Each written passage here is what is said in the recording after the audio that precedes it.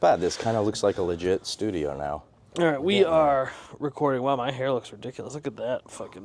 That's getting sad. You look great. That's getting depressing. I almost didn't shower, and I was like, no, that would be unprofessional for Nick. Like, don't worry about being professional for me. Yeah. Guys, what is going on? Today's a big day for Nick Sands Presents because today I find myself in Joe Nahme's basement where he has promised me we are going to get to behead a journalist. No, just kidding. We're here doing the podcast with local comedian, exciting man with a beautiful thick head of hair and a very nice beard. His name is Joe Nahme.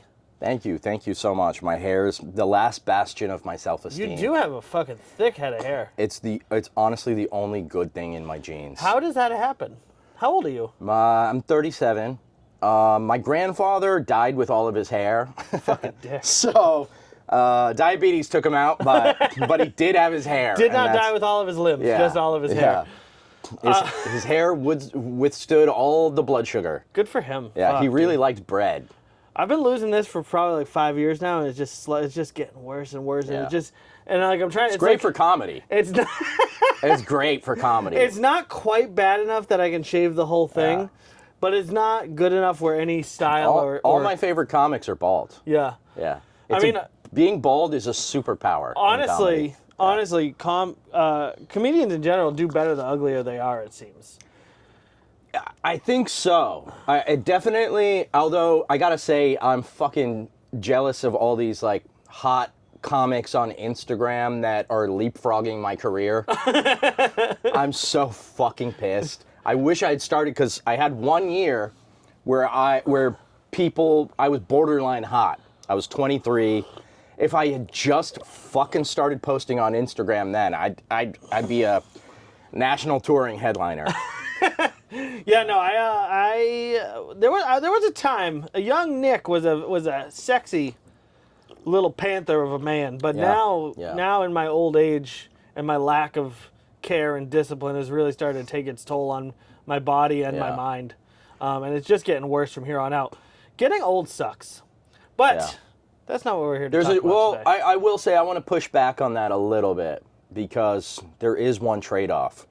I was a 23-year-old moron. Like, just, I wouldn't go back to being 23 for anything. All the pain that I caused myself through stupidity, like, you know what I mean? Like, everything you know now, you know what I mean? Like, that's valuable. That's true. If you could go back with what you know now, it'd be pretty sweet. Oh, yeah, that I would do in a heartbeat. If you could go back and stop 9/11. Yeah. That's what I would do. No, I don't think I would. I think so funny that you say that, because I'm Middle Eastern, I think about 9/11 a lot. I always forget you're Middle Eastern. Yeah. I always think you're Italian. And I keep it that way. A lot of people think, oh, Nahme, Joe Nahme, you're Italian, right? And I go, yeah, sure. But no, thankfully my mom is white. So the Middle Eastern's been watered down a lot. And I'm getting to a place of maturity. I don't hate the Middle East anymore, but it's apathy. I don't get this thing. Why do we need to be proud of our heritage, where we're from? What did they do for us? I don't even know what my heritage is, really. Good. Keep it that way. My grandfather used to say that we were Connecticut swamp Yankee. So that's pretty much, great. That's what I know mostly. That's awesome. English, maybe, Irish, I don't know. I don't really care. I mean, I'm focused on the future, baby. Give me like a 90-second origin story. Like, how did you get into comedy? How did you get here? What brought you here? What are you doing here? Who are you and what do you do? I was born in Los Angeles. My parents, my father's friend was crazy, and he got into a plane crash. He was Middle Eastern. Oh no. Which is, I guess, kind of ironic. So after the plane crash, my dad couldn't. Saudi? My dad couldn't stand to live in California because that's where the plane crash was. So he moved us, and then we ended up in New Hampshire. And then when I was 18, I was like, I need to go back to Los Angeles. Like, there's something there. There's something in my destiny, and there wasn't. I moved into a Mexican neighborhood. But I went to film school in Southern California. went to Chapman. I went to school with Hugh Hefner's son. Hugh Hefner, rest in peace. R.I.P. Yeah, R.I.P. to the big dog. A real one. What's his son's name? I forgot. Maybe Cliff. Hubert I don't Hefner. know. He had the chin, though, the Hugh Hefner chin with the, like, weird butt Interesting. chin. I wonder his 18th birthday must have been fucking absolutely out of control. Yeah. And then, so I went there for screenwriting. It's funny that he was going for film, too. Yeah. Following his father's footsteps. Into Brazzers.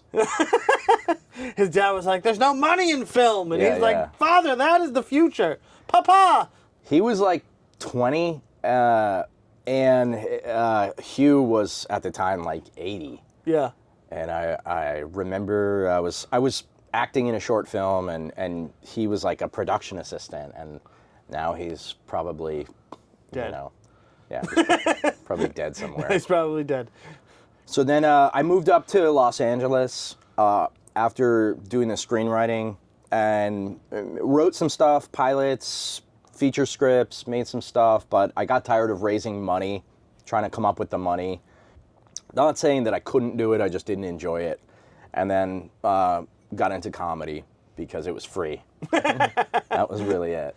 I feel like that is a big thing about being in the film industry that people don't talk about. Is like it's mostly just raising money. Yeah. Like when you see like producer, executive producer, like all these fucking names at the beginning of the movie that aren't in the movie, didn't direct the movie, didn't write the movie, didn't do didn't seemingly do anything. All they did was write a check. Yeah. That's like your number one job as a filmmaker is to get people to give you a bunch of money. Which, doesn't that sound a lot like what politicians do? They're always campaigning to get the funds to get reelected. You know what I mean? That's true. That's a good point. But yeah, a lot of money. And then I went into the LA open mic Did you work on anything that you were like proud of or that? Yeah, we made, I had a YouTube sketch group. We made like 23 sketches. We made a short film. We spent about $1,000, hired a director of photography to shoot it. Like, we were about to make a feature film, an independent feature, and then things just kind of... And this was what year? This was like 2011. So this is like right at like the tail end of when independent film was still like a viable thing too. Yeah. Because this was like you still had like a little bit of the juice from the 90s from when like when all those guys were making like the big independent movie like push was. Even a lot of independent filmmakers are broke. Like, there was one guy... Not even that. Did you hear the guy, the Brutalist, can't afford his fucking... Yeah, he won. That was the one. He won a fucking... You can win an Oscar and still be... Because living is expensive. Yeah. Especially living in Los Angeles. Making films is expensive. Making films, yeah. It's just unbelievable. Can you... I mean, imagine, like, fucking Lord of the Rings winning 11 Oscars and then fucking... Viggo Mortensen having to go struggle to pay his rent, you know? It's wild to think that is like... Well, it's the same way, like, Johann Gutenberg ruined books with the printing press. Hate that fucker. Because now books, you can barely make any money from your book because they can just print a million ruined copies. Religion. Gutenberg ruined religion. Because he took and he made it so that just anybody can read the Bible. You need a translator. He spread the Quran. This is the word of God. Yeah. This is the word of God, and you, some mere mortal who isn't sexually attracted to children, is going to read this. Because that's why Gutenberg was killed. That was, Luther. He was killed because he printed a bunch of fucking Bibles and was mass distributing them to the people. And the problem with that is all the priests, the Catholic Church was like, oh, you guys are too fucking stupid to read this. That's right. They used to all be in Latin, and they didn't want the poor people to be able to read the Bible because they just wanted to, do the sermons and talk. And it was like, you don't even have access to God's word. It was going to really clamp down on the kid fucking they were able to get away with. So do you think they were fucking kids back then? I'm sure. I'm sure it was even more prevalent back then. Yeah, you're probably right. Come on. Why do you think they have so many altar boys? You know, that's not like a new thing. They've had altar boys forever. I feel like the altar boy epidemic I feel like there's got to be less altar boys now. I mean, there's less people going to church in general. Yeah. Yeah. They're selling churches. You can just buy a church. It's true. I have multiple friends who live in old churches. Yes. It's crazy. Same thing in Concord, the city where my show is. All the churches are now condominiums, which is hilarious. That's unbelievable that the church has fallen so far. I mean, I wonder if they're picky about who gets to live there. That would be an interesting like interview to be vetted for the apartment, but it would be funny if the priest couldn't afford rent in the rectory. In the rectory, yeah. I know a lot of religious words. Nice. I didn't spend too much time with religion as a kid. Did you? My get sucked into parents, that? my dad forced Catholicism on me really hard. My dad, if you're Middle Eastern, you're either like Orthodox Christian or, you know. What's the other one? I don't want to say it. Muslim. That's okay. Yeah. I have lots of Muslim friends. Yeah. No, my neighbor here, his name's Mohammed. Nicest guy. And he's really handsome. Oh, nice. Yeah. He could be an actor on the CW. Yeah, I'm not kidding. He's amazing. Why do the CW shows look like that? You know how they have that weird, like, everything Everyone in focus, looks the but same, also yeah. nothing in focus, and all the shows are kind of the same? They still have, somehow the CW still has that look of, like, remember when TV switched over to, like, they were, like, they could shoot in, what was it, the cameras could shoot in 60 frames per second? I can't fucking remember. This is terrible content. Oh, you're fine. Me talking about TV switchover. Checking on my camera. So, you are a comedian in New Hampshire. Do you remember where was your first set? What was your first set? What did you do? Actually, my first set, and this is actually funny. My first set, it was on the college campus at Chapman University. They had, I'm not even kidding, they had a synagogue on campus for worship. So I remember I saw a flyer that there was going to be an open mic in like a month, and it was inside the Jewish synagogue. My first set ever was in a Jewish temple, and no one knew how to run the open mic. So no one gave me the light, and I just kept reading off of like tattered sheets of paper that I'd been writing jokes for years, just like stored in like newspaper. I don't know. You know what I mean? Like a crazy person. According to Mel Brooks, the worst thing that ever happened to comedy is that non-Jewish people started doing it. There's a quote of him saying, like, that's the thing that ruined stand-up comedy was that it was like a Jew. Because I guess it started as like a Jewish art form, and then he's like, the worst thing that ever happened is Gentiles started doing comedy. I mean, that sounds racist. It's probably true, though. Yeah. And no one gave me the light, so I accidentally did 20 minutes my first time. And I looked back once at the film. I lost the tape. It's somewhere on an old hard drive, but it was terrible. But I got a couple chuckles, and that was enough to keep me going. Do you remember what your best joke from the set was? I think it was something about Mel Gibson. I think Mel Gibson was big. Yeah. Was that right? No, he probably wasn't big. It was probably right around the time when he got arrested. And well, yeah, that's what it was. It was something about that. But I had to take a shot of vodka, like 2 shots of vodka. I was so nervous before I went up.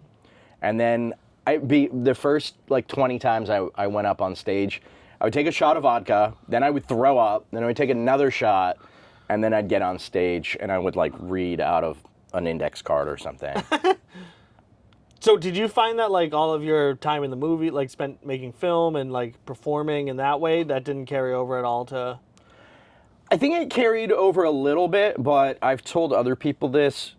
Well, I got into improv and sketch. So when I moved up to Los Angeles, the Los Angeles open mic scene is quite possibly the worst in the country. Like I would be doing an open mic and I'd be walking up to the stage and then a guy would be on his laptop watching Training Day. I'm not kidding, with the headphones in, and I'm like, and he was up a few after me. That was the kind of support you could expect. And then another time, like each comic, I was like 15th on the list. This was at Sal's Comedy Hall on Melrose. Each comic would go up, and then leave after their set. And then by the time I got up, it was just me and the host. So I'm performing for the host. And then halfway through my set, the host is like, hold that thought, I gotta go to the bathroom. And so I'm on stage, and I'm just talking to no one. I'm doing stand-up on a legit stage theater. Like, do you think there's any benefit to that for you? Like learning in that environment? No. Fair enough. A little bit. Well, because I feel like a lot of comics are like, a lot of the advice you hear is like, just get up on the stage. It doesn't matter what stage. Like, just get up and do it, and just like get in the reps, get in the work. I actually think. I think there's things that are true and false about that. In hindsight, because one thing I think is that we have finite psychic energy.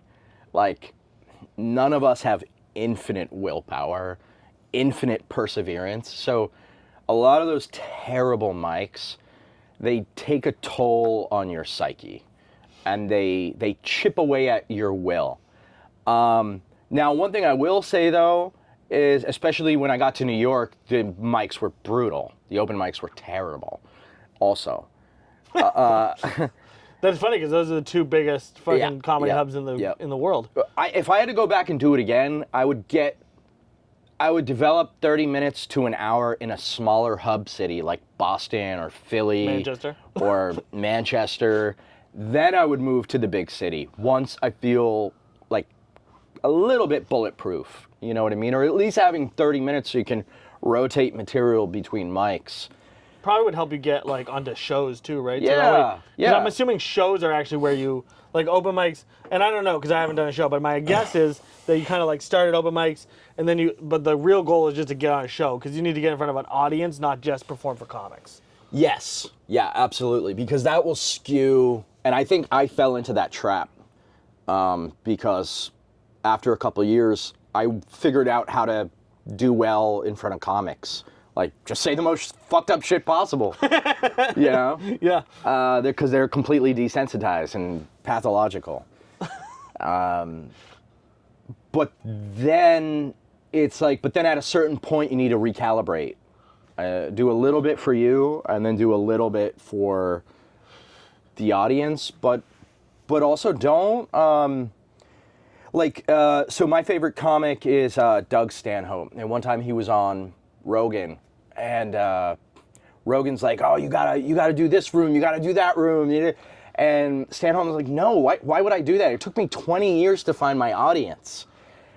And that was like kind of a moment where I saw that moment. I was like, oh, like Rogan has played so many broad rooms that he's watered down his style a lot. He's let it dilute it, and Stanhope has, maybe stubbornly so, kept on to exactly what he wanted. You know what I mean? So, but it's an artistic choice. I think it's the same for social media content, where it's like, that's what I've found is like, that's why I put out so much material, like content, is just because like, my goal is to cater to an audience, not to like mass appeal kind of thing. Like I don't need 10 million people to love what I do. I need like 1,000 people to love what I do. You know what I mean? That's enough for me. But I think just to show that, I mean, just the two different in their styles, like Joe Rogan was on, he did like the TV thing. He did the mass appeal thing, right? He went, and he was on TV. Then he was on Fear Factor, which was like as watered down as you can get, you know? And Doug Stanhope was just stayed in clubs, stayed in... Because I don't think, does he play even, he must play theaters at this point. Stanhope? I think he could play a small theater, but, so, like maybe 8 months ago, I'm part of his, I'm in the Reddit subgroup of his. There's like 11,000 people. And he posted like, where should I tour? And he specifically said, he's like, I want to play a small shithole rooms that are just fun, off the wall. And I was like, come to the Shaskeen. And so I hope to think that's why he came, but he came to, and then the Shaskeen can fit about 100 people in that back room. I counted loosely about 80 people because I was curious what his draw was, but yeah.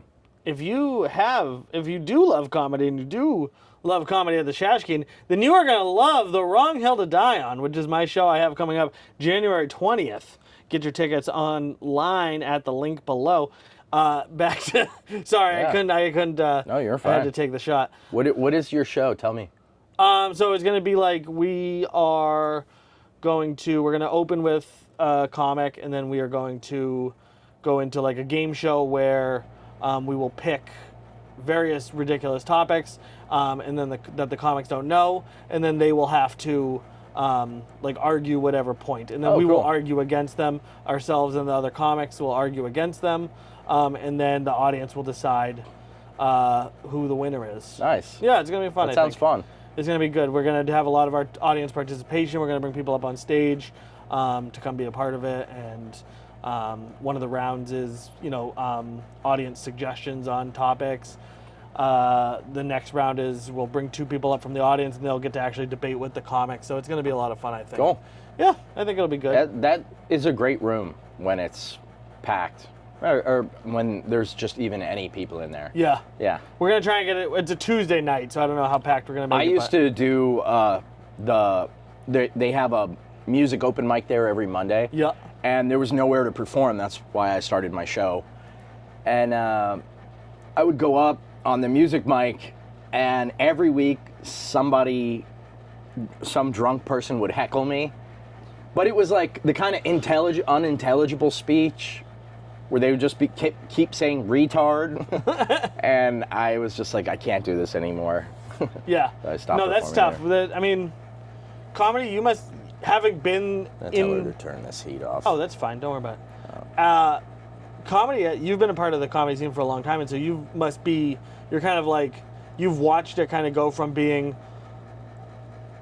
almost dead, really. Like, I mean, I guess it wasn't dead because you had Comedy Central, you had like the mainstream comedy thing, but now it's opened up so much. It has. Yeah. What's that been like going through that and seeing that progression? So one thing a lot of people don't know is that about 10 years ago, the total money created by stand-up comedy was about $300 million live events, and now it's up to 900 million. So it's kind of tripled. Now granted, that's not lining everyone's pockets. It's mostly just Jeff Dunham and Bert Kreischer. But there's like probably 12 comedians. Yeah.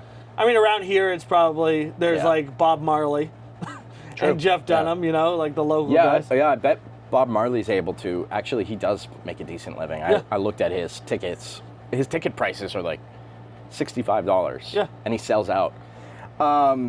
It's good, though, a rising tide lifts all boats, and it's good for everyone. Oh, for sure. And I think the reason this happened, though, is because people don't go to the movies as often, so the studios stopped making big budget comedy movies for $30 million. Also, it's really hard to make a good one. Yeah.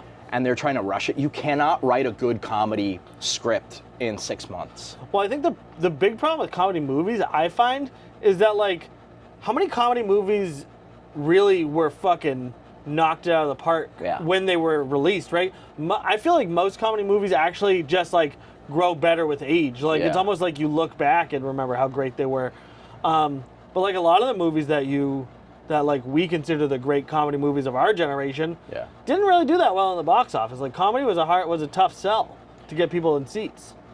Yeah, I don't know. I don't remember which movies flopped at the box office, but I feel like the only ones that really did good were Superbad. Yeah. The only ones that I remember doing very well were Superbad and Step Brothers. And Anchorman. Yeah. Other than that, I feel like most of those movies didn't like funniest. Bridesmaids did well. Did it? It did because it brought out female audiences. That makes sense. To me, the funniest movie of that time is Walk Hard, the Dewey Cox story, and that didn't do good in the theaters as far as I know. Yeah, that one is a little more niche. So, but because it's a parody of Johnny Cash. So fucking funny. Yeah. Literally the funniest movie in that time. He's so talented. John C. Reilly is an unbelievable. Have you ever seen Steve Brule, John C. Reilly does a character with Tim and Eric called like Dr. Steve Brule. Yeah. It's off the wall. It's like in the realm of Eric Andre show, but it's so fucking funny.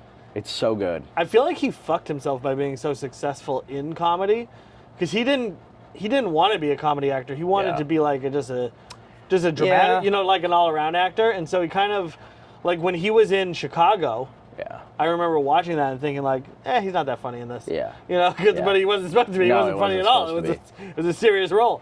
So I feel like he kind of screwed himself, but he's also, like we were saying in the beginning, he kind of looks funny. He's got a funny face. He looks like a comedian. And the problem is, like, it's the same thing why Steve Carell has been able to transition to dramatic roles, but Will Ferrell, it's much harder. It's because Steve Carell's face can be funny, but it doesn't necessarily look funny, whereas Will Ferrell, the guy's just got this like his face is like stretched. He's got these beady eyes, curly hair, long face. Curly hair. You cannot be a serious actor with curly hair. His face is silly. So I think it's the same thing with John C. Reilly, but whatever. I would be grateful to look like John C. Reilly. I would also be grateful. I would be grateful to have been that successful. I mean, I'm not knocking anybody. Good for you. I feel like, because I know Jim Carrey struggled with that, where all of his success was in comedy, and he didn't want to necessarily be a comedian, comedic actor. He wanted to be an all-around actor, and it really harmed his ability to. Because a lot of the reviews, like Eternal Sunshine of the Spotless Mind. Yeah. In that, I know a lot of the reviews were like, consider that his worst movie. He wasn't funny in this at all. Like a lot of the reviews that came out of that, and it's like, it wasn't supposed to be funny. He was trying to be, and they were like wrong casting for this character because it was supposed to be. They were putting that on him, and that's not what he wanted, and so he struggled with that a lot when he was doing it. I think that's one of the reasons he gave up. Like kind of acting and being in the spotlight was because he didn't want to just be seen as like this buffoon. Unlike me, who just wants to be an idiot all the time. That is, some people don't realize, but success can have its own trappings. Like the guys who did the podcast Come Town, forget his name, Nick something. You'd probably know. Mullen. And Stavi. All of them, they started to try to torpedo their podcast because they didn't like the fan base that they were developing. So sometimes it's like this thing where it's like you get pigeonholed by your success. You definitely do. I mean, that happens with everybody. Yeah. And then but some artists are able to keep evolving, be like I mean, honestly, it's been one of my biggest struggles on YouTube is that like I don't want to just be like a big fat guy who eats disgusting amounts of food all the time. Yeah, like I want that to be one part of what I do because I enjoy doing that. But that's not the only thing I want to do. Like I want to do comedy. I want to do like this other stuff. Every one of my food videos is my best videos. Yeah. But then I don't want to just be like. So don't do it. No, I don't. But it's damaged my ability to sort of reach a broader audience. I think. It's the same, a little bit with me. For some reason, I've always been really good at prank videos. Dude, your fucking video the other day was so funny. Which one? Was it the interview or the homeless massage? The homeless massage therapist? Yeah, that was great. But like, again, it's a thing, like, I've done stuff like that in the past and it's gone well, but like, I don't just want to be a prank guy. Like, I want to be like, Bill Hicks or Doug Stanhope or... I care about comedy as a craft. Yeah. I do love stand-up since I started doing it, but I did not actually start doing stand-up to do stand-up. I started doing stand-up because I wanted comedians to be in my YouTube videos. Oh, that's funny. So that's why I started going to open mics, was just to network, basically. Oh, that's smart. With other people, so that way I could get comedians to be in my movies. That's really smart. And so I was like, who's funny? And like, What's interesting is like, because you were in theater, Yeah. Like all those people are fucking losers, A lot of them are like. No, they're really. Just kidding. I had some good friends in there, but like they're not the kind of people that you want to like go hang out with. You know what I mean? Like they're kind of nerdy. They're weird. They're weird. There's one stand-up comedian that is a musical theater kid, and now he's having huge success as a stand-up, and it's really frustrating because he's so annoying. Who is it? Gianmarco Soresi. I knew him vaguely at New York Comedy Club before he was like, I remember one time we were sitting in the green room at New York Comedy Club. Neither of us were past there yet. And he goes, and because he's a musical theater, he goes, I'm dying to get in here. And I'm just like, oh God, you're such a fucking loser. But he's a good writer. He's a good joke writer. And he wrote a pedophile joke that went viral. Yeah. And now he has like 1 million followers. And it's so frustrating to watch it. I'm happy for him, but also like, it's not that I don't want people to succeed. It's just like, okay, that's too much success. Like, can we scale it back just a little bit? It just is funny to me that like that, because I used to, you know, I would like be in a play, but then like when they were all gonna go party, I would be like, okay, I'm gonna go hang out with my hardcore or my fucking skater friends or or I'm gonna go box. You know what I mean? But then like I feel like this community is like actually what I wanted. Like these are the people that I wish I had met then, you know what I mean? Because that's actually what I wanted to be a part of, and I guess I wasn't confused, but I just... That's kind of how I feel too, because like I have normal friends from like work and stuff, but like they just want to hang out and do nothing, or like talk about work, or they want to go to Raising Cane's Chicken and, you know, shoot the shit, and I'm happy to do that sometimes. I try to be normal. But the thing that's fun about hanging with comedians is like a lot of times we can do stuff that's creative, like to create stuff together, you know, whether it's a podcast or a sketch or like stand-up bits. Well, I think it's interesting too when you're like, I've sort of run into this a little bit at my son's school where like, it's like I don't really feel like I belong with all these like other actual adults. Like I'm a buffoon. Yeah. You know, I'm like the dumbest person in this room. I didn't graduate high school. I fucking That's funny. Have no money. I have no fucking talent, and then I gotta go, and now I gotta listen to this guy. But you're industrious. You're really but you know what I mean? It's like now I'm gonna like go listen to this guy talk about how like this weekend me and the kids are gonna go on the boat. What a drag, you know? And it's like I don't want to talk about that. Yeah. I don't know. Like I don't know. I completely. I don't know how to put it into words exactly. There's a funny analogy I heard a comic use. So he was a professional comic, and then his road work dried up, but he had a background in law, so he went back to a law firm. And it's the same way I feel. I've got a corporate day job that I hate. But he said, it's like reverse Breaking Bad. He's like, because he was like Walter White in comedy. You know, we're all degenerates, saying the worst things imaginable. And then you go back into a normal job, or you're fraternizing with normal people that just want to talk about civilized things. And it's like, it's like Walter White going back to teach chemistry after distributing meth. I went to one of my son's friends' birthday parties the other day, and like they wanted to give me a tour of their house. I don't fucking care. And I was like, this is fucking. And we just kind of wandered from room to room, and they just kind of they were like, this is the kitchen, and I was like, cool. Yeah. And then they were like, okay, so if you come over here, like here's the living room, and I was like, nice. You know, like I don't. Did they bought it? I'm assuming. Yeah, it's just. I mean, like I guess Do you own or rent? They did it with multiple people. I own. So like I think that this is just a normal. Holy shit! I bought at. It's like That's it was amazing. The most luck, the luckiest. Wow. Buy on the planet. Basically, we were getting evicted because we had a pit bull, and we could not get into it. We were trying to get into another apartment, and we were offering because we had a pit bull. It was almost impossible to find. No high school diploma.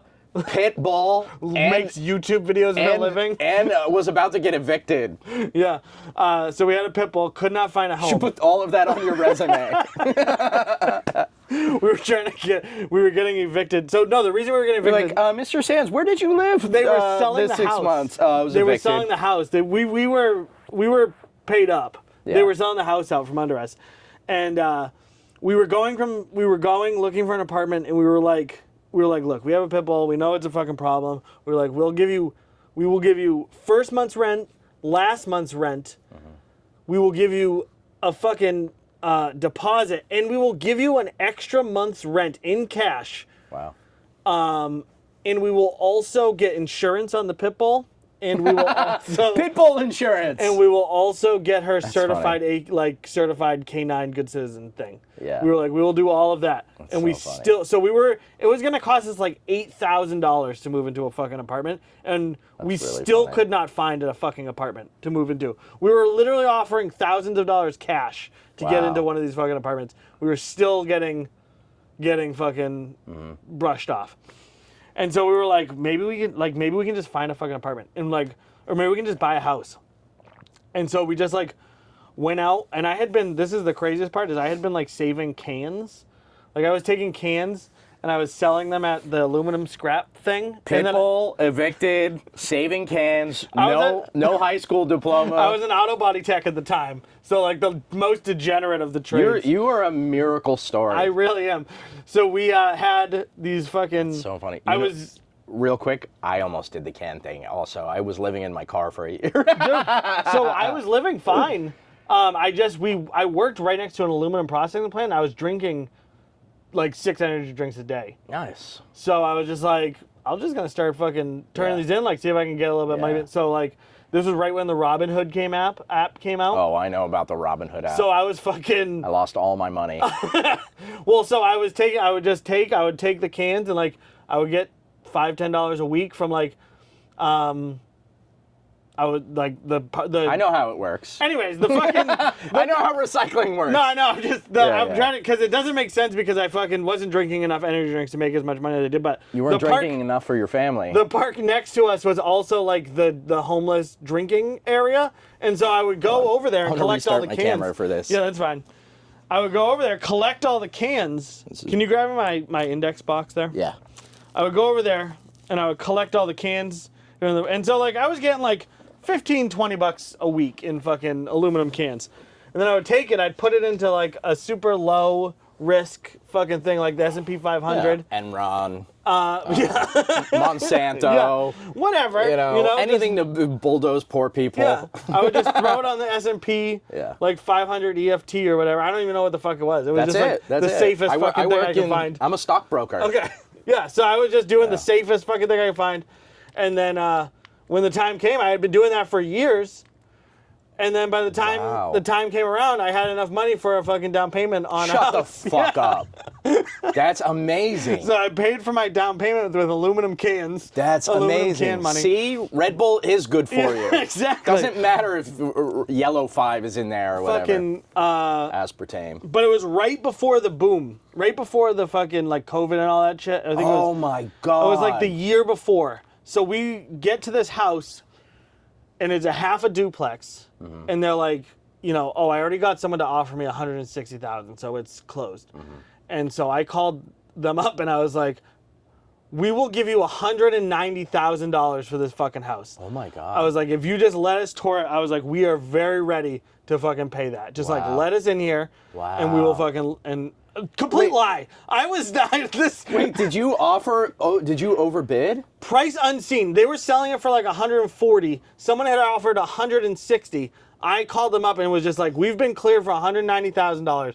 Complete lie. Oh my God. To just let us go in and just look at it, and if we like it, we'll pay. We're willing to pay up to $190,000. Sight unseen.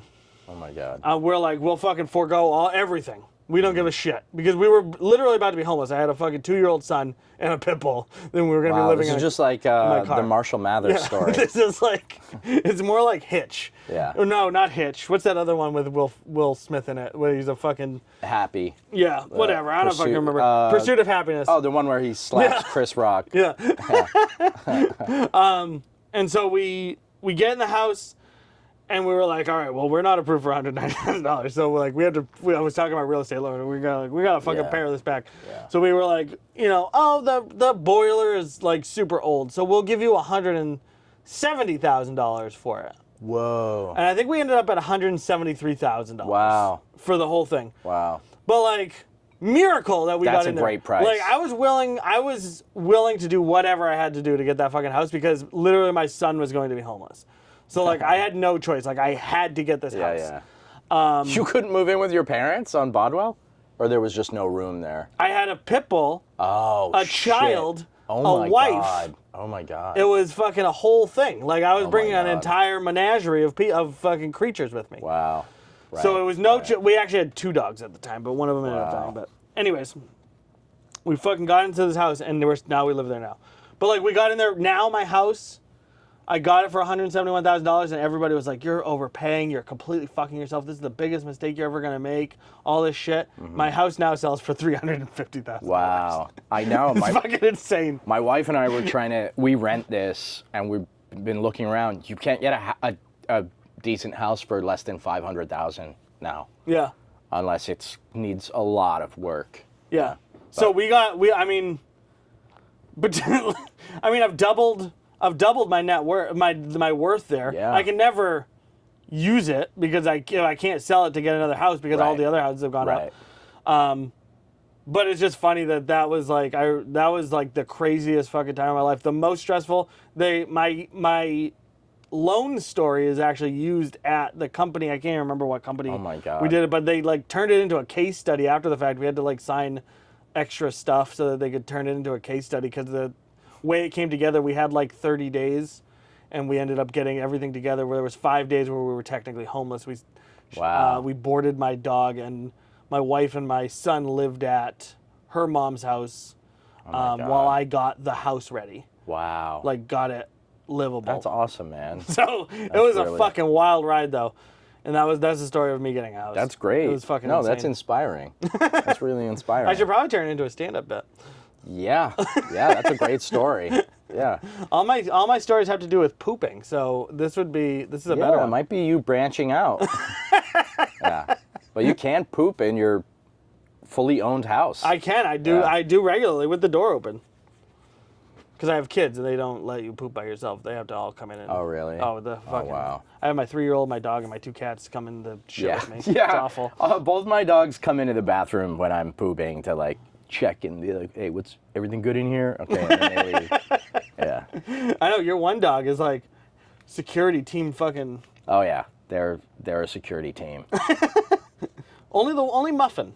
The other one was just kind of following behind, like, yeah, get him. My wife gets upset. She's like, you let them bark all day. They're stressed. You know, they're angry. And I'm like, no, it keeps their mind occupied. Yeah, it keeps them busy, gives them a job to do. Yeah, this is like giving an old person a crossword puzzle. You know? Let them bark at stuff. It's fine. fine. Does it keep them from dementia? Yeah. So what is you've been working on an hour, which is a huge undertaking. Yeah. Let's talk about that a little bit. What's that prep like? What's it like? When can we expect that? Like, what's going on with that? So the interesting thing I think about we don't do transitions here. Hard transition. No, you're fine. I don't care. I was just happy to get out of pooping.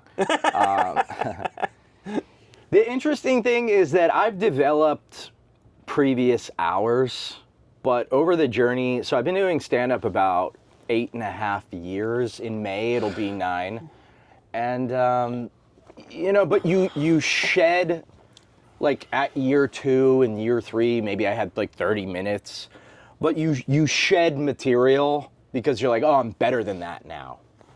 And you're like, that joke's good, it works, but like, I would be embarrassed to share that because now your skill goes up. So I've probably, this is honestly probably my 3rd hour of material.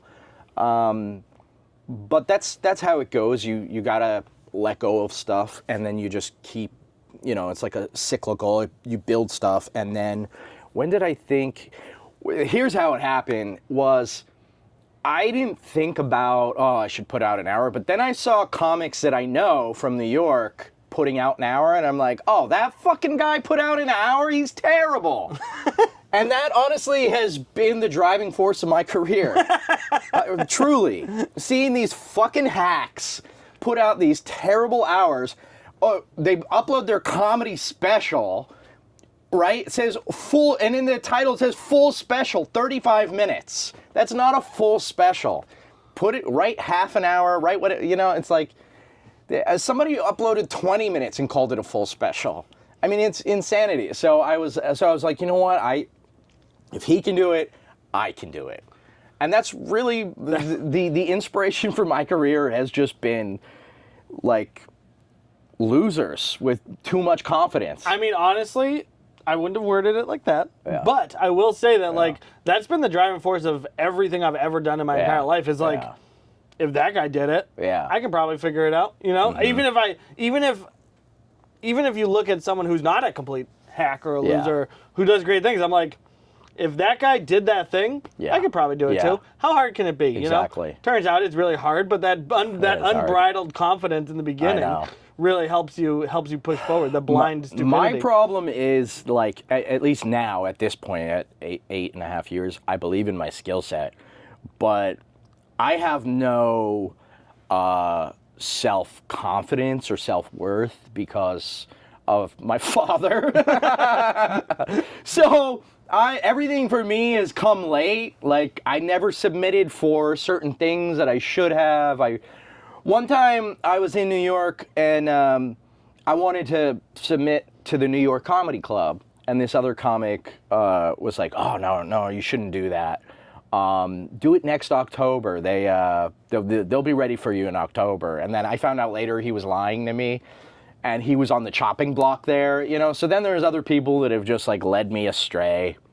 But putting out the hour, I think a lot of it comes from just challenging yourself too. Like, and again, I saw somebody do 30 minutes, and I was like, well, if he can do it, I can do it. So I think I started with 10. And then I challenged myself to do 15, and then use your birthday.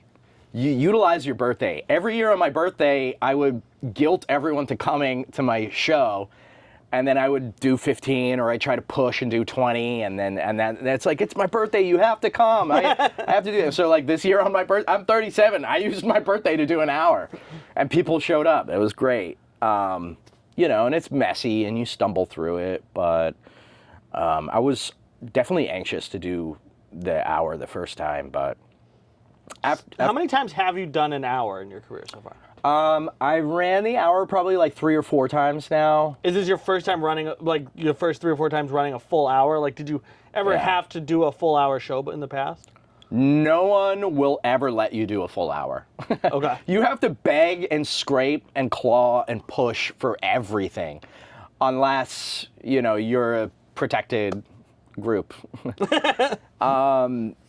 But I have done like 45 minutes or 35 minutes or 40, like that 35 to 40. I've done that like probably a dozen times.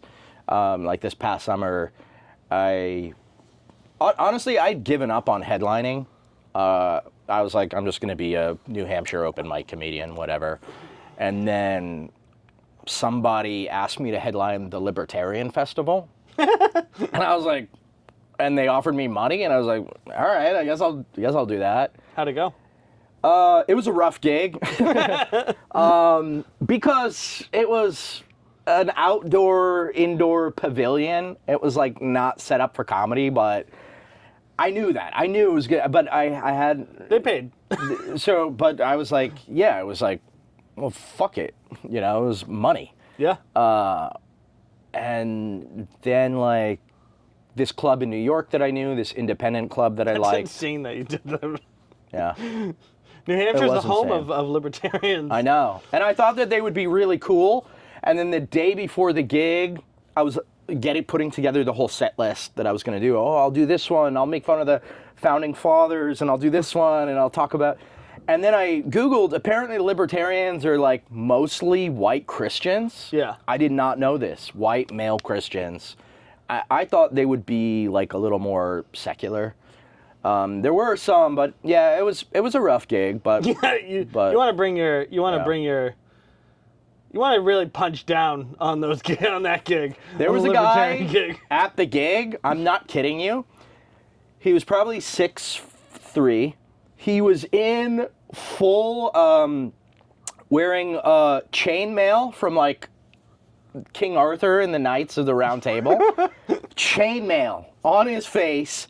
Slung around him was an AR-15. It was insane. And I was like, oh my God. Like, it was weird. Are you going to do it again this year? Think they'll ask you back? If he pays me, I will go back. You take those gigs for the money, not for the... But How good was the pay? How much do you get paid for something like that? That gig, mind if I ask? think it was like $225. That's pretty good. So that was a bad pretty deal. good. That's about, like, for an entry-level headliner, the low end, you can make 100 is like... I made $20 on my first one. Yeah. Yeah, $20. Most of the time when I do a spot, you get $20. In New York, a lot of the clubs now pay like $50 for just a regular 15-minute spot. They should pay more. There's not much money in comedy. Like, I know. Well, it's like a sliding scale.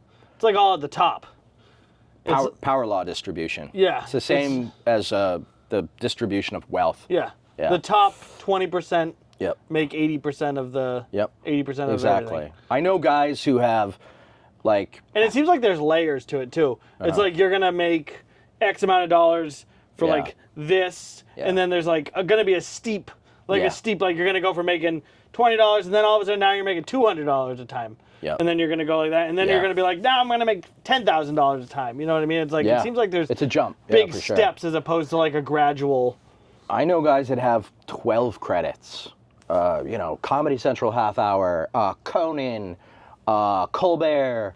They make, if they're lucky, they make between 20 to 35 grand a year before taxes.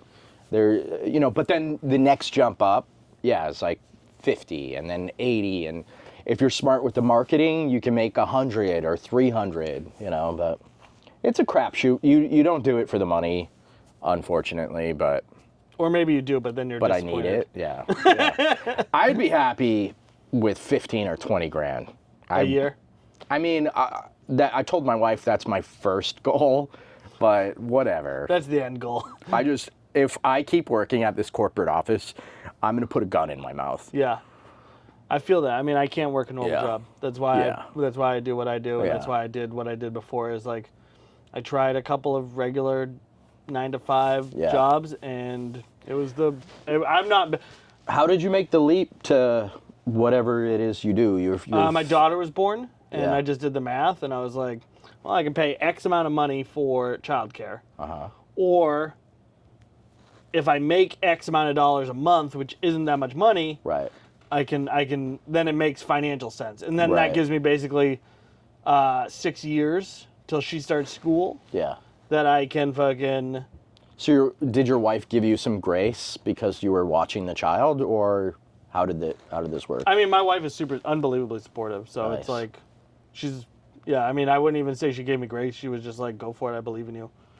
And then now, so every year I make a little bit more. Yeah. Unfortunately, this past year I made a pretty significant jump, but inflation went up so much. Like, wow. It really kind of nullified it. So it really kind of killed me this year. But how do I convince my wife to let me do whatever I want?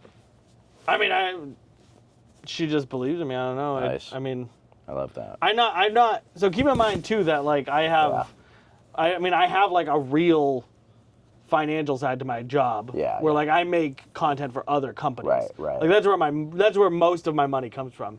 I get some money from social media content, some money from my own stuff, and then I get... But how did you realize that, like, this was a job? When I was graduated from high school, graduated, that's a long story. I love when you have to put air quotes around. That's a long story. Well, graduated. So basically I lost my virginity. I should not have been allowed to graduate, but the school was essentially like... We feel bad for you. No, it wasn't they feel bad for me. They were like, we don't want you to come here anymore because you cost us too much money because you're always fucking destroying stuff. So, and we can never fucking prove it because we don't have any cameras. That's really funny. So, like, we're just going to let you walk Oh my God. And just, we're going to say you graduated and just never come back here again. Oh my God. And so. That's so funny. They let me walk. And then it turns out they actually wrote in my transcript that I did not graduate. So I have a diploma, but according to my transcript, I did not graduate. Wow. And so after that, I had always wanted, my actual goal was to do entertainment. Like I always wanted to be an entertainer. I was making videos, like skate videos with my friends. Like, nice. I was in a video production class. I would go rent the cameras out for the weekend. Wow. Just keep them for whatever. Mr. Schillenberg was the man, and he would pretty much let me do whatever I needed to do, and he was very cool about it. Even though I was failing the class, they allowed me to keep using the cameras for whatever I wanted to do. And so I made a bunch of videos when I was younger, like a bunch of like dumb sketch. Jackass was very popular at the time, so like I did a lot of that shit. Yeah. And then I was in theater. I did theater. Then I wasn't allowed to because of my grades. I wasn't allowed to do theater anymore. They're like, you can't act anymore. Yeah. No, I mean, really, I was literally, the only reason I was even going to school at that time was to do theater. Once they took that away from me, it was like, all right, well, I'm not even going to try anymore. Like, there's not even a point. And so I got out of school, and everybody kind of got in my head. And, like, at the time, social media wasn't what it is. Mm-hmm. I lived in fucking Manchester, New Hampshire, right? So, like, I did not have the capabilities of moving out of state, out of country. And the other thing I always wanted to do, other than entertain people, make people laugh, was work with my dad. Mm-hmm. So go work on trucks with my dad. Mm-hmm. So I went and worked on trucks, and I put my camera away, and I was like, it's not, that's not something that's not like a real job, is basically what I had always been told. Mm-hmm. And I believed it, which was wrong. But at the time, it didn't seem like there was a path to follow. Right. And then a couple of years ago, I was just like, I fucking hate this job. I fucking do not love my life. I don't love what I'm doing. Mm-hmm. Like, when was the last time I was happy? And it was like, oh, I was making videos when so like I started making videos with my son. Oh, cool. Just like playing around. Originally, it was just like a hobby. Just playing around with my son, making little videos. And then eventually it was just like, oh, I can do this. And then so I just started being like, hey, company XYZ, will you hire me? And we'll fucking I'll make some content for you. And they were like, yeah, sure. Wow. And then, I started learning, and I'm actually found out that I'm actually pretty good at it. And getting attention is something that I have always sought. So I'm pretty good at getting attention. And then eventually, I just was making enough money where it made sense that I could make the leap. So see, I feel like if I would approach a company, I'd be like, there's no way they would want me, because maybe that's my self-worth thing, but it also, I'm like, maybe it's the, I have a fucked up sense of humor, but that's just selling. Yeah. Like, I need to convince people that, like, this is financially makes sense for you to do. Were any companies like, no, who are you? So at first, I've always been really good at networking, and except even before it was called networking, I was just like good at meeting people, talking to people. I'm constantly talking to people, meeting new people, going places, I talk to strangers constantly. I meet people. I fucking sold a job to a guy in a Hannaford grocery store the other day. Wow. So like, it's just what I'm good at, is meeting people. And so like, once you start doing that, and then I don't really know how to, again, it just kind of goes back to like, well, I saw what other people were doing, and I saw the value that other people brought to people, and that I knew I could bring more.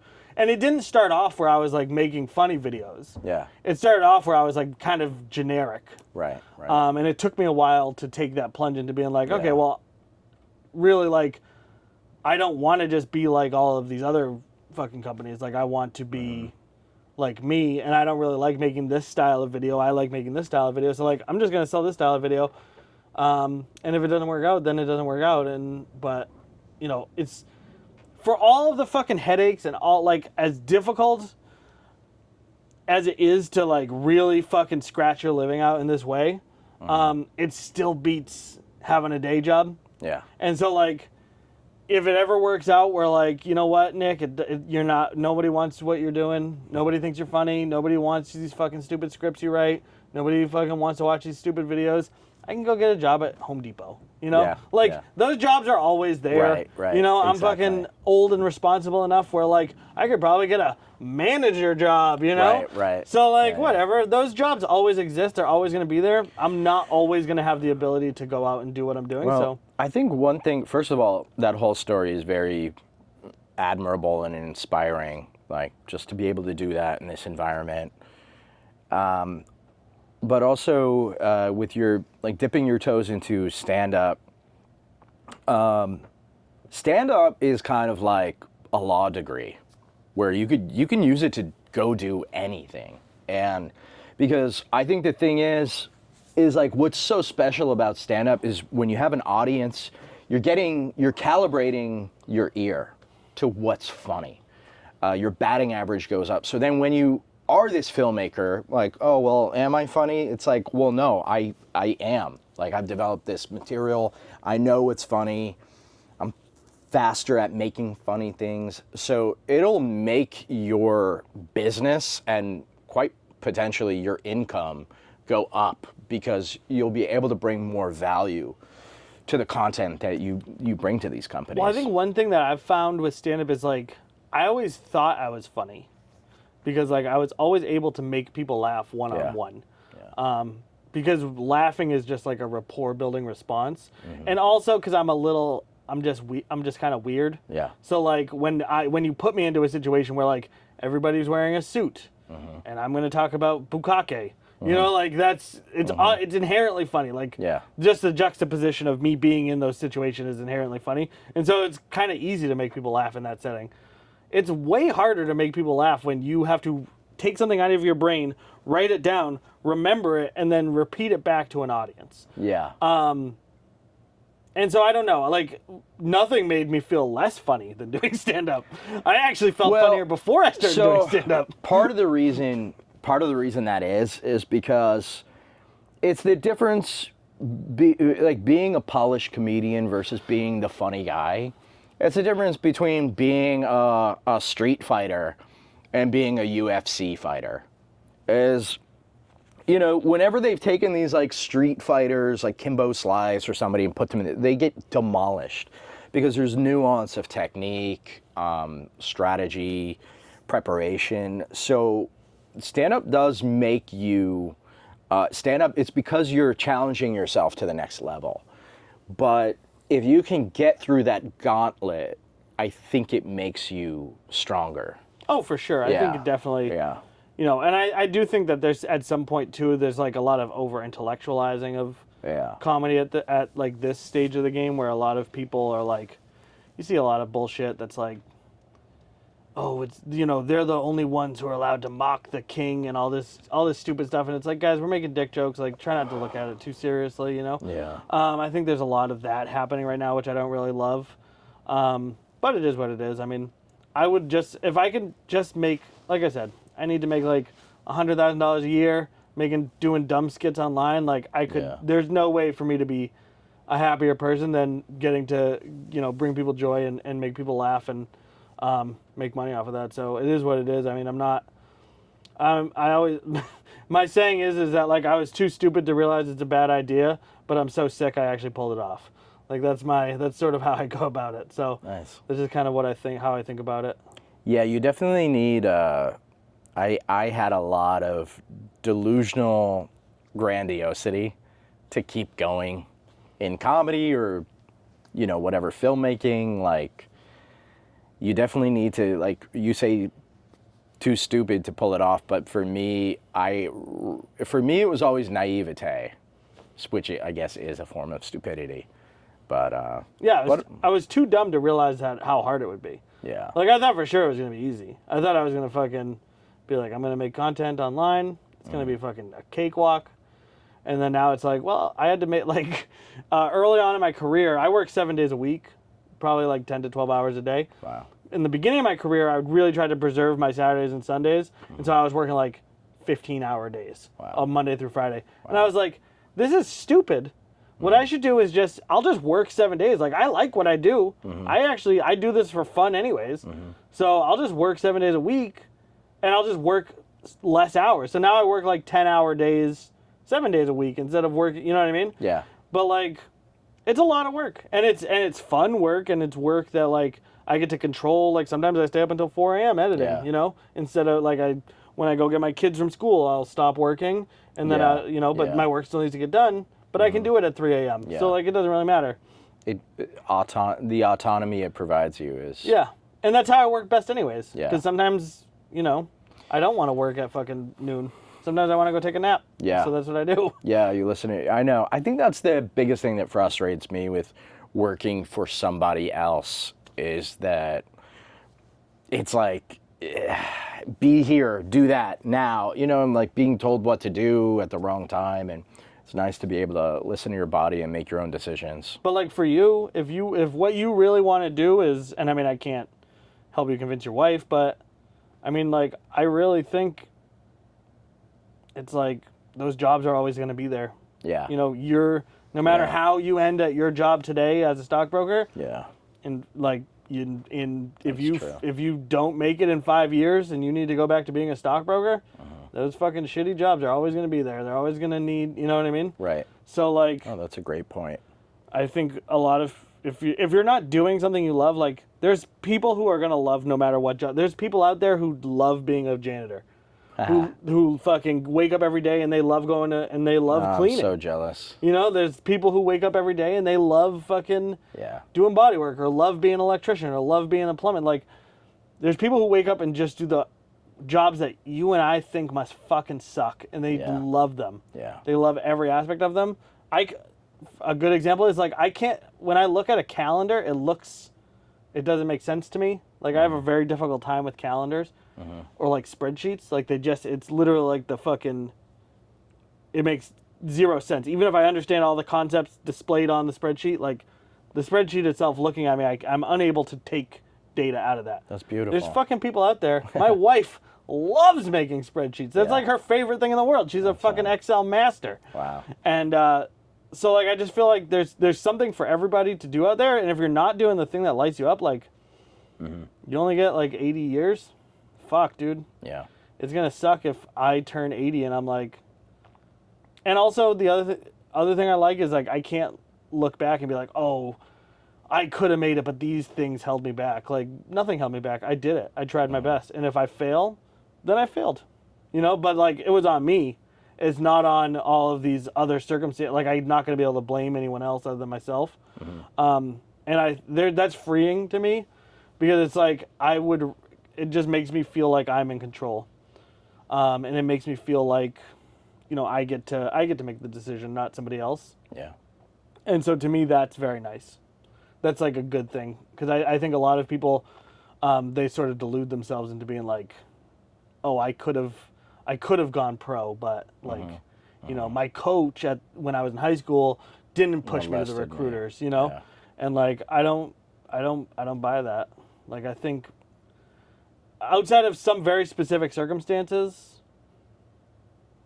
I think anybody can do anything if they really try. I mean, I didn't graduate from high school. I fucking come from a poor family. I fucking had every excuse to fucking be a loser, and I kind of am, but that's awesome. I became a loser on my own terms, That's a beautiful story. I think your camera just shut off if you want to start it. But it's okay. We gotta get out of here anyways. Any last topics? No, any last topics for you? I'm sorry to have. I feel like I took over the conversation. No, this was great. I really enjoyed it. It was. I like authentic conversations. I like. Plus, I'm easy on the eyes. Sincerity. Yeah, you're almost as good looking as Muhammad. Muhammad, if you would like to be on my show, wait till you see this guy. I'm not kidding. He's like 6'3", chiseled face. He's not what you think of when you think of Muhammad. Let's get him on here. Let's get I mean, we can write a sketch. He doesn't know I do comedy, and I kind of don't want. I hate when my neighbors find out I do comedy. Yeah. The ones across the street did, and I don't know. Yeah, but you got to get that money, baby. That's how you sell tickets. Yeah. fucking tell it. I feel like sometimes it changes things because then there's this expectation of like, all right, be funny now. I got you. The only people I don't see, that's where you and me differ, is I actually love doing that. I actually prefer. So like, you're a showbiz whore. You're a star fucker. I actually prefer that to going up and doing stand up. Like That's so funny. if it was up to me, I would just be like a paid party goer. Like I always like my buddy Mike one time asked me to come over and help him move, and he invited a couple other people, and like halfway through he's like, "Where is Nick?" And I was just making an idiot of myself for a bunch of these people in a basement that I didn't know. Yeah. And I was like, he was like, "Let's go. We gotta fucking get." And I was like, "Dude, this is your fault. You knew that like you brought me here. Like I'm going to feel obligated to entertain an audience." Right. So like I actually prefer like that to doing stand up. It's just doing stand up is just a way to get that same. I'm an attention whore. Yeah. You know. I think all of us who get on stage are. I think the sense of community is great too, like you alluded to earlier. Like, if it wasn't for stand-up, I would have no friends, you know? But I also enjoy hanging out with comics. Normal people are boring.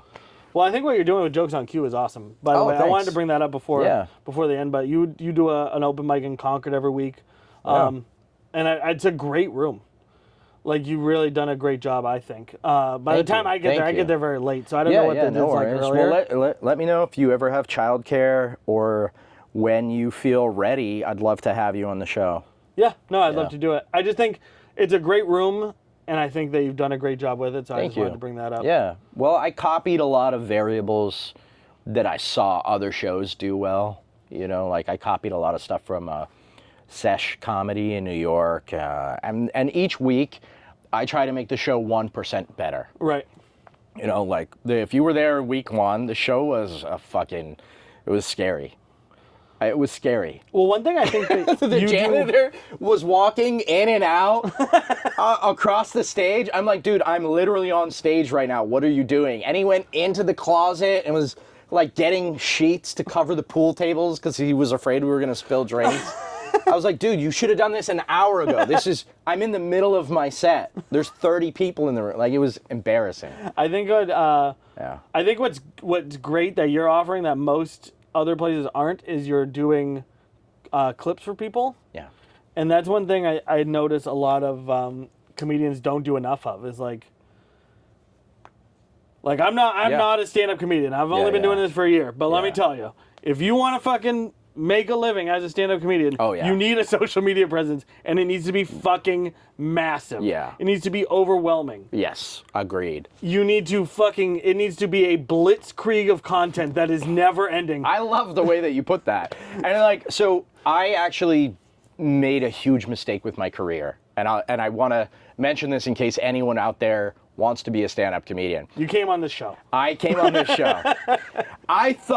I just focused on stand-up, and I thought if I just become the best possible, reach my potential as a stand-up, everyone will just see my skill, and then I'll be promoted through the system. That is not how it works. There's a lot of social influence bias. It's like people see the comedy. Sometimes it can if you're really way ahead, but at 8 years, people can only tell that I'm a little bit better, I think. There's a bell curve. This is how I always explain it in work. There's a bell curve. Yes. You can either be, so like we all know that guy who was at our work, and he fucking sucks at his job. Yeah. He's the worst fucking... That's me at my job. But everybody loves him. Yeah. He's fucking funny. He's cool to hang out with. He's nice. He's always at the water cooler cracking jokes because he's not doing his fucking job. Yeah. Everybody else is doing his fucking job. Yeah. But everybody loves him because he's so fucking awesome that they cannot fire him. And then on the other end of the spectrum, there's the dude who's so fucking good at his job, and he is such a piece of shit. Yeah. He is the fucking worst to deal with. Nobody wants to fucking talk to him. I know that guy. But he fucking can do everything. I hate him. Everything. And so he can never be fired. Yeah. And so like there's a bell curve where like if you need to be one of those two people. Yeah. And the same is true with comedy. That's true. And the same is true with, like, my job. I'm not going to say his name. I'm not going to say what company, but a very a multinational billion-dollar company. Jeff Bezos. One of my friends works there. One of the guys who hired me works there for a gig, and he told me, he's the vice president, and he was like, I was like, you could probably find someone who's better than me at doing video to do this job. And he was like, yeah, but you can do the job, right? And I was like, yeah. He's like, that's all I fucking care about. He's like, I like you. You're easy to work with. You're fun. You're funny. Like, that's how it is. That's how comedy is. That's the fucking, those are the things you need. There's a threshold to do the job, and then after that, it's all just, do people want to work with you? Yeah. I mean, it's because there's a lot of subjectivity in art. Like, a lot of people that I book on my show, I should be booking better comedians. And I have ambition to in the 2026. But a lot of it is like, yeah, this comedian's 5% funnier than this one. But I like that one, and they're easy to work with. They don't stress me out about the poster. They don't when am I going up? How long? They don't fucking, they're not a headache. You know what I mean? So it's like, and then the audience, they can't tell, like the bell curve. Yeah, if you're within the 1% of skill, yes, you will be promoted through the system. But that takes 20 years to I think the best example is Bert Kreischer. Yeah. He's not my favorite comedian. No, he's not. I don't want to say anything bad about him. He's not my favorite comedian. He's not great. He's not a great, when we think of the art form of comedy, he's not great. But people show up and laugh. People show up, and also other comedians love him. Love him. Love hanging out with him. He's a great hang. He's a great hang. And so he's funny enough to do the job, and he's also a great hang. Yeah. And now he's one of the most successful comedians in the last 10 years. He's got a great personality. Yeah. And so that, honestly, in whatever your job is, that's the most important thing, is like, can you do the job? Like, once you're at the serviceable level, all that matters after that is social capital. Yeah. And that's just the most important thing. If I can fucking infuse anything into anybody's brain, that's very articulate. Nothing else matters once you're serviceable. And I think that's the thing in comedy that I didn't realize was I didn't focus on all that other stuff. The social capital, when I was in New York, I should have hung out at shows. I should have done more networking. But I was like, I want to be the best comedian that I can be. And then they'll book me on the shows. No, they didn't. Nobody, I mean, I did occasionally get booked, but nobody fucking booked me on shows. Yeah. And then I was like, how is this person who's been doing comedy for 2 years, they're booked on everything? And it was because, you're right, they were just funny enough, and then they had all that other social capital. Anytime I go to anything, I go to a lot of strip club events, strip clubs, like wherever. She's just sexy enough. It literally doesn't matter. But she hangs out at the water cooler. Everywhere I go, I look at it as an opportunity to do something. I get to go to a lot of events now because of social media and stuff. And so anytime I go to an event, I'm like, okay, yes, I need to make a good video. Yes, I need to make a video that is excellent for my client who is paying me. But my goal is always to meet 3 new people who are potential clients. And I've never had an event where I went to where I did not get more work out of it. Because my video is good, and I also spend as much time, I know what I need to do for the video, I know what I need. Once I'm done shooting, I don't just fucking go, okay guys, I'm out of here, I'll fucking see you later, I'm going to watch fucking whatever bullshit on Netflix. I'm like, all right, camera work's done, I'm going to keep my camera out, and I'm just going to go walk around and fucking meet people and talk to people. I wonder why, so you have part of your brain, you have something that I'm missing, which is great, and I admire that. I'm attracted to women. Well, I like people, this conversation, talking to new comics especially, I love talking to people, but for some reason, I wish I was more compelled to network and to socialize like that, like you, because it is so valuable to a career in the arts because of the massive subjectivity. But also, the one last thought on this topic is the clips I've learned. The reason I do clips for comics too is because I've also realized that. So you were talking about the distribution of the bell curve. Yeah. One thing that I learned. So over the pandemic, I got really into. I was reading this one book, Daniel Kahneman. He's a psychologist. He's a psychologist, but he won the Nobel Prize in economics. This is unheard of. You don't win in a field that's not yours. So I was reading his book, Thinking Fast and Slow, because I somehow had kind of stumbled onto it. And he got hired by Wall Street. All these big Wall Street hedge funds hired him to study. They have treasure trove of data, thousands of pages of data. And then he studies all of this data for like a year. And then finally they have a dinner. And it's like him, one person from his team, and these 10 very powerful men from Wall Street. And they go, all right, tell us, what did you learn from the data?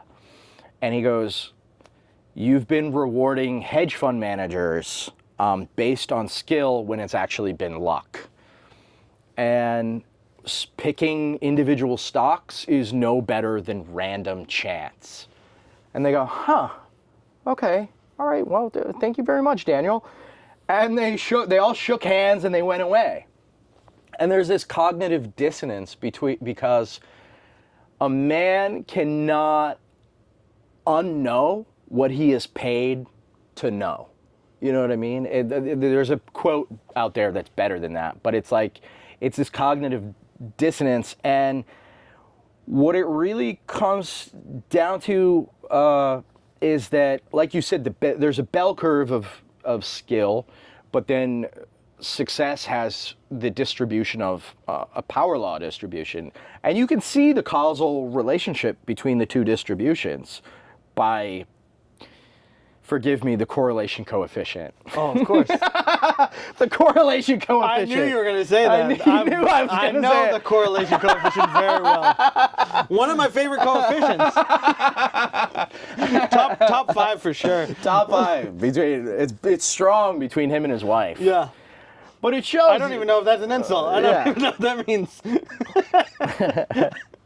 But it shows that there's the causal relationship between skill and success is loose and elastic.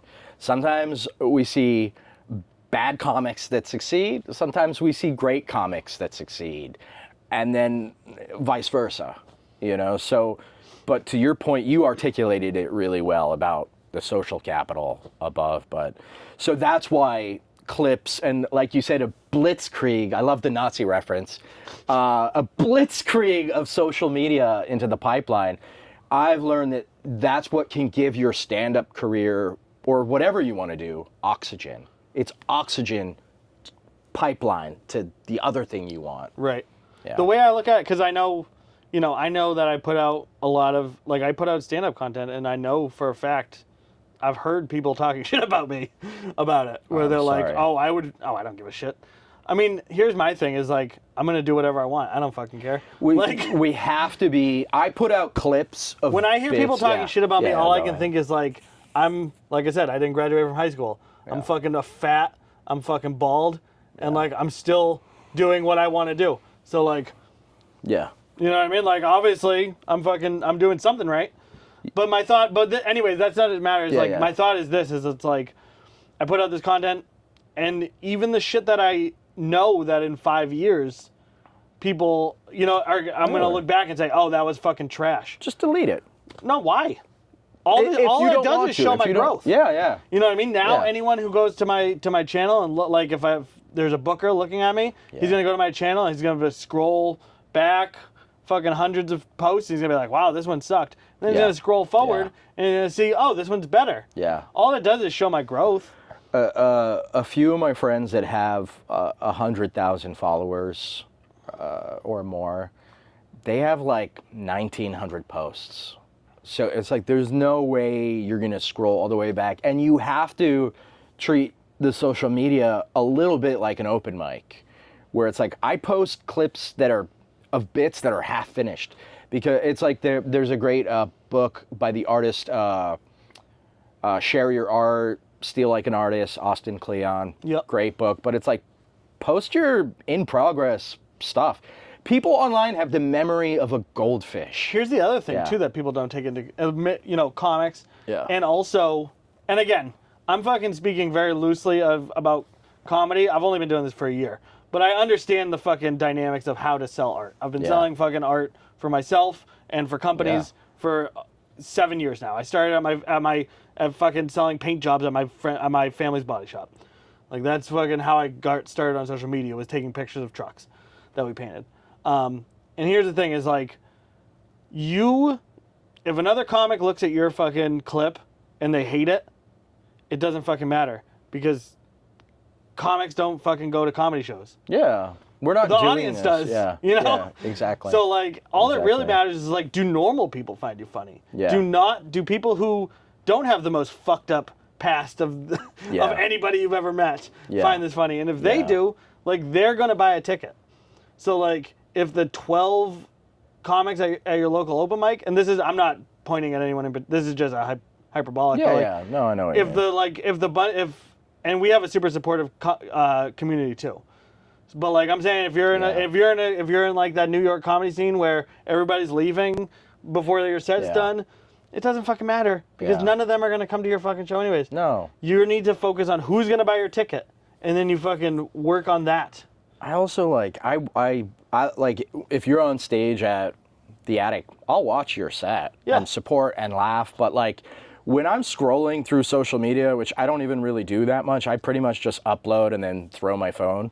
But I don't watch other comics' clips. Like, I don't have time for that. I see too much stand-up. I'm sick of stand-up. I was gonna say, honestly though, like, you wouldn't fucking, I mean, maybe you would just to support me, but, like, if I ever got a show, you probably wouldn't come.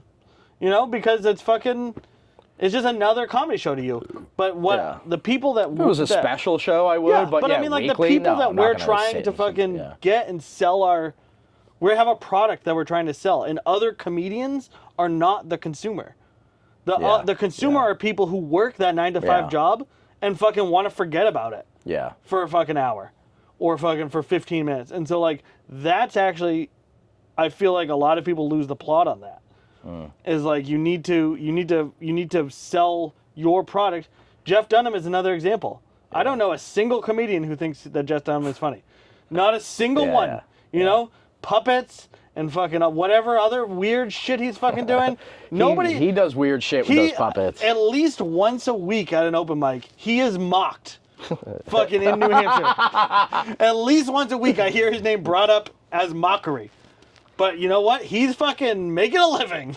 He's making more money. He's been on Conan. He's been on fucking all these late night shows. He's making probably fucking $500,000 a year. Yeah. Fucking selling out stadiums. So, like, as long as he's living his truth. He figured it out, you know?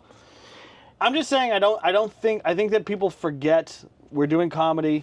This is fun. We are very lucky to get to do this and to have a good time doing it. Yeah. But, like, at the end of the day, like, we're here to make money. Like, you need to make money to fucking get to the next level. You know what I mean? Well, I think just to push back on that a little bit, I agree. Like, I would love to make money from comedy. For me, though, my comedy is my product. And it's like, how can I get my product there without compromising my brand? No, for sure. You shouldn't. You definitely don't want to compromise your art or yourself. Yeah. But, like, your audience will find you. Yeah. And at the end of I'm just saying, at the end of the day, like, if you're not gonna, unfortunately, we live in this capitalistic society. Yeah. It sucks. I hate it. I fucking hate the insurance companies. I hate the fact that everything is monetized. Yeah. I hate the fact that, like, everything I do has to fit within this fucking certain algorithmic bubble. Yeah. It sucks. Yeah. But you fucking play the hand you're dealt. Yeah. You know? And adapt or die. Yeah. You just if you have the audacity to want to do comedy, make people laugh for a living, then you need to fucking play the game a little bit. Or you need to be so fucking good that the game doesn't matter. Yeah. You know, Steve Martin was always going to be a fucking once in a lifetime, once in a generation. You know what I mean? Regardless of anything else. He was so fucking funny that he was undeniable. You could not stop him. Today I would say fucking Stavros is just fucking funny. I don't think that anything would have stopped him from being a fucking professional comedian. I think that he is so funny that nothing could have gotten in his way or stopped that from happening. Whereas I think for the most people, Joe Rogan is an excellent example. I don't think that he's the greatest interviewer of all time. I think he fucking just kept doing it and just kept doing it and just kept doing it and just kept doing it. And he just eventually got there. And so I think I've kind of lost what I was talking about here. No, you're fine. But I just think I just think too many people don't understand that, like, if you want to be a success in anything, then you need to remember that, like, there's a difference between the other people doing it. There's a difference between, you don't want to cater yourself to the other people doing it. You want to cater yourself to the audience that you're trying to sell it to. You don't want to kind of cater it to the meta. You don't want to play to the back of the room, as they say in stand-up. Not even that. You don't want to play to your peers. Yeah. You know? Yeah. You don't want to play like in, Autobuy is an example. When I was selling paint services, the last person I cared who followed me was a fucking painter, because he's not going to hire me. He's going to go paint his own shit. I need to cater to people who own trucks. Yeah. So so if some guy fucking, it would happen all the time. People would comment, "Oh, that's not how I would do it. That's not how I would do it." I don't fucking care how you would do it. It doesn't matter how you would do it, because you're not going to pay for my services anyways. When you start paying me money to paint your shit, then you can have a say. I love that.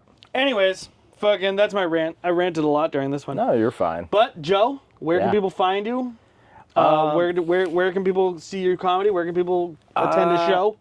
I started a podcast, another one, Night. It's on YouTube. It's called Night School. It's kind of about, I don't want to say intellectual, but I talk about stuff that I find fascinating that I read, and it's got a kind of humorous bend to it.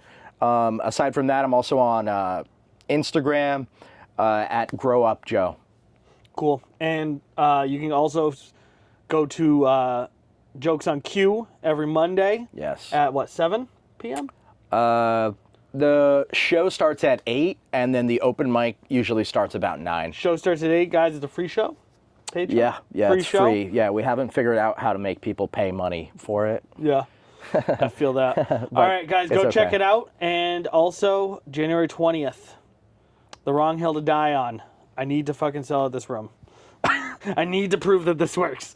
Please go fucking buy your tickets, and we will talk to you all later. And don't forget, January 6th, anniversary of our Lord and Savior. Also that. Merry Christmas, Happy New Year, Kwanzaa, whatever. Okay, bye.